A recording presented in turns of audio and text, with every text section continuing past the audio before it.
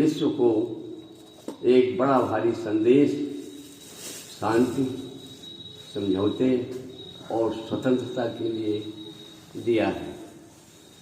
उन्होंने जो बातें कहीं, जो उपदेश दिए, वो सार्वभौमिक हैं, देशज नहीं हैं। केवल हमारे भारत के लिए नहीं, बल्कि विश्व कल्याण के लिए अपनी उन्होंने क्षमता भर उपदेश देने की कोशिश की है।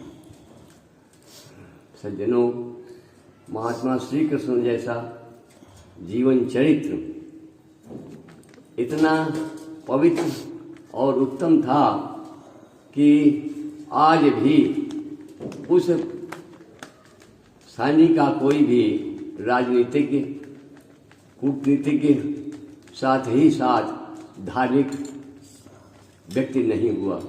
यद्यपि महात्मा श्री कृष्ण ने कहीं का भी राज्य स्वीकार नहीं किया।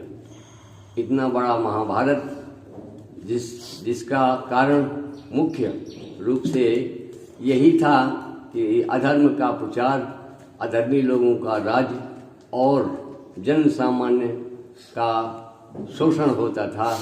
उस समय उन्होंने ऐसा उद्घोष किया कि वेदों के अनुसार अपना जीवन यापन करते हुए और वेदों से सम्मत राजनीति, धर्मनीति और सारी उत्तम कोटि की व्यवस्थाएं उन्होंने दी थी। लेकिन ये रीतिकालीन समय में कृष्ण का चरित्र इतना अमर्यादित किया गया है कि उसका कोई ठिकाना नहीं। अच्छी बातों का प्रचार कम होता है, गंदी बातों का प्रचार बहुत जल्दी हो जाता है।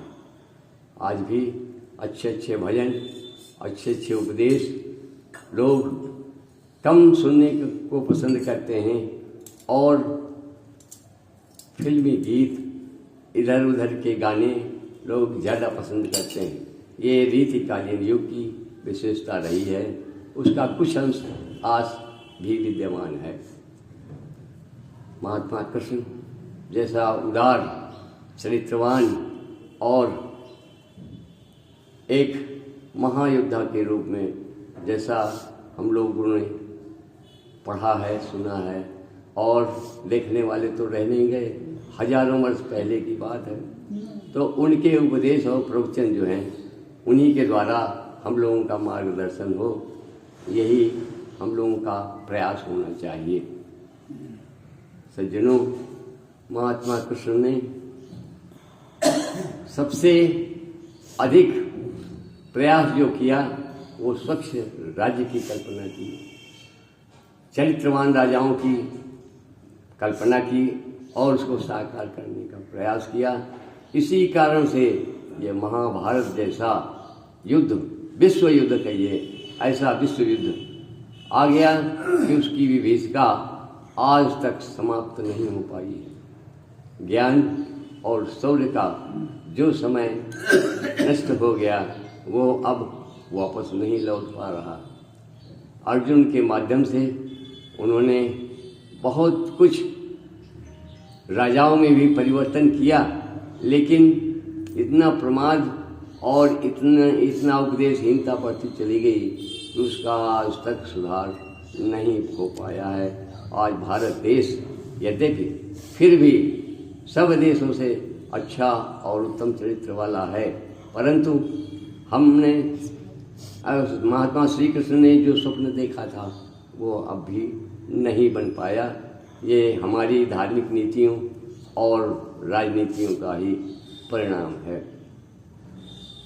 सज्जनों, महर्षि दयानंद ने इस पर बहुत प्रकाश डाला। उन्होंने राजनीति का भी कोई पाठ अछूता नहीं छोड़ा।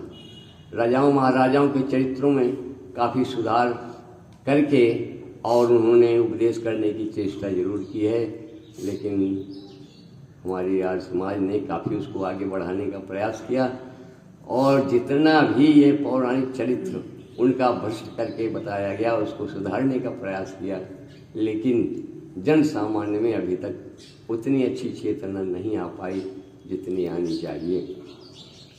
सज्जनों, हम सब लोग महात्मा श्री कृष्ण के ऐसे चरित्र का अध्ययन करें जो हमारे गौरव को बढ़ाने वाला हो और उसका अनुकरण ऐसा करें जिसमें कि हम लोग भी उनके स्तर तक पहुंचने का प्रयास करें।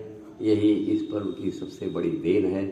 महात्मा श्री कृष्ण के समय की बातें अब पौराणिक काल की तो मिलती हैं, लेकिन वैदिक कालीन उपदेश नहीं मिल पाते। इसके लिए हम लोग सब लोग मिल करके प्रयास करें, वेदों का उद्धार हो, वेद मंत्रों का प्रचार और प्रसार हो, वेद मंत्रों से ही उपदेश की प्रक्रिया आगे बढ़े।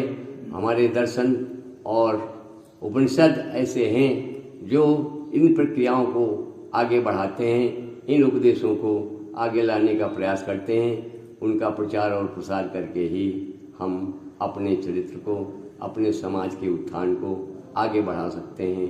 ओम सम। इन्हीं बातों के साथ मैं अपनी बात समाप्त करता हूँ।